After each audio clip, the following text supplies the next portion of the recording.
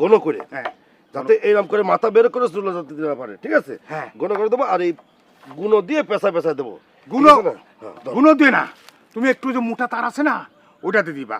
তার কারণ হলো কি, যখন সব মানুষ পালানোর চেষ্টা করে না, তখন তাদের মধ্যে একটা আবেগ কাজ করে, একটা শক্তি কাজ করে। ওই চিকুন ওই গুণা হলে কাটে চলে, ওই যে কাটা তার, যেমন ওই যে বর্ডারে যেমন দেয়া থাকে, পারলে কাটা কাটা কাটা কাটা ওইগুলো ওইগুলো তো আমি ব্যবস্থা করতে পারিনি, একটু ব্যবস্থা করে দিবা কাকা? ওটা আগে বাঁশ খুঁটি গাড়ো, তারপর ওইটা আরেকটা যখন বাঁশ দিয়ে ইয়ে করবা তখন ওটা লাগবে।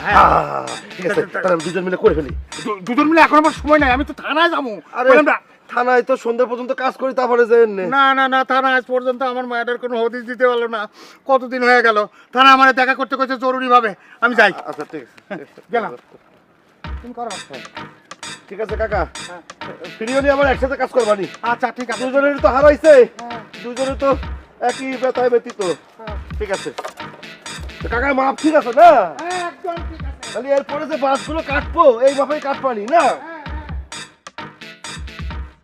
ও সীমানা তুমি কোতি চাচা কই যেছেন? হন করে যাবো একটু ওই ইউনিয়ন পরিষদে চেয়ারম্যানের ওখান থেকে ঘুরে তবে থানায় যাবো রে বাবা। লাভ হবে না কো, খালি ঘুরতে ঘুরতে জুতা তলানি খেয়ে যাবে, লাভ হবে না। আরে তুমি লাভ লোকসানের কি বোঝো? আমার যন্ত্রণা আমি বুঝি, আমার মেয়ে হারাইছে আমি বুঝতেছি, তোমার এ নিয়ে অত চিন্তা করা লাগবে না, বুঝছো? ওরে আমাদের বোনও তো হারাচ্ছে, কষ্ট তো আমাদেরই লাগে। আমি বলতে চাইছি থানায় মেনায় গেলে লাভ নাই, যখন নিজের লোক জড়িত, থানালা কি করবে? নিজের লোক মানে তুমি কি কইতেছ? এই তো কাম টু দ্য পয়েন্ট চাচা।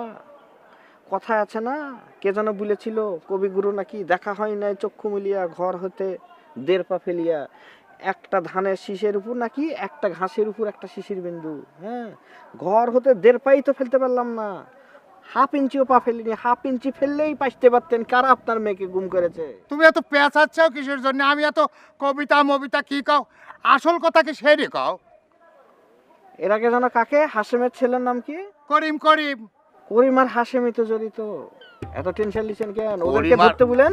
করিম আর হাসেম, এদের দুইজনের নাম দিয়েই তো আমি জিডি করছি রে বাবা রে।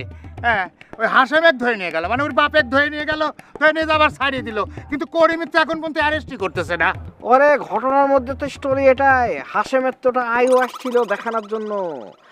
হাসেম মানে করিমকে নিয়ে একটু মনে করেন যে গরম ডিম থেরাপি দিয়ে দিত, ভর করে করিম সব বলে দিত। করিমের তো অ্যারেস্টই করি নাই, থেরাপি মেরাপি কেমনি দিবি? সেটাই যা বলেন থানাতে, যে করিমকে অ্যারেস্ট করেন, করিমকে অ্যারেস্ট করেন, গরম ডিম দেন, করিম ভর করে সব বলে দিবে আমার মেয়ে করতে রেখেছে। ডিম দিবি? একদম গরম ডিম থেরাপি। তাহলে এটাই যে কব, অবশ্যই খেতে হবে তো। কিন্তু আমি একা কলি তো হবি না রে বাপুরে, তোমারও সাথে গেলে পরে ভালো হয় না।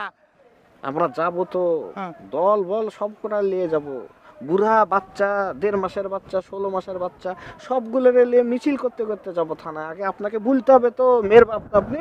হ্যাঁ, আরে ওই একটা দরখাস্তর পর তুমি দায়িত্বটা নাও, নিয়ে ওই সবার সই দিয়ে থানায় একটা জমা দিয়ে দাও, আমরা জানি ঘটনা অমুক ঘটাইছে। অবশ্যই জমা দিব। আপনি যা খালি বলেন করিমকে অ্যারেস্ট করতে হবে জলদি, এবং ডিম থেরাপি দিতে হবে, হাঁসের ডিম। ঠিক আছে, তাহলে আমি এই কথাই যাই কব। ওকে, করিমকে কি হাঁসের ডিম, ডিম থেরাপি দেওয়া লাগবে। মামুর বুটা করিমের যদি থেরাপি লেগে যায়, মামুর বুটা কোনোদিন ডিমই খেতে পারবে না, খালি দূর থেকে দেখবে, তারপর ভয়ে আটকে উঠে চলে যাবে।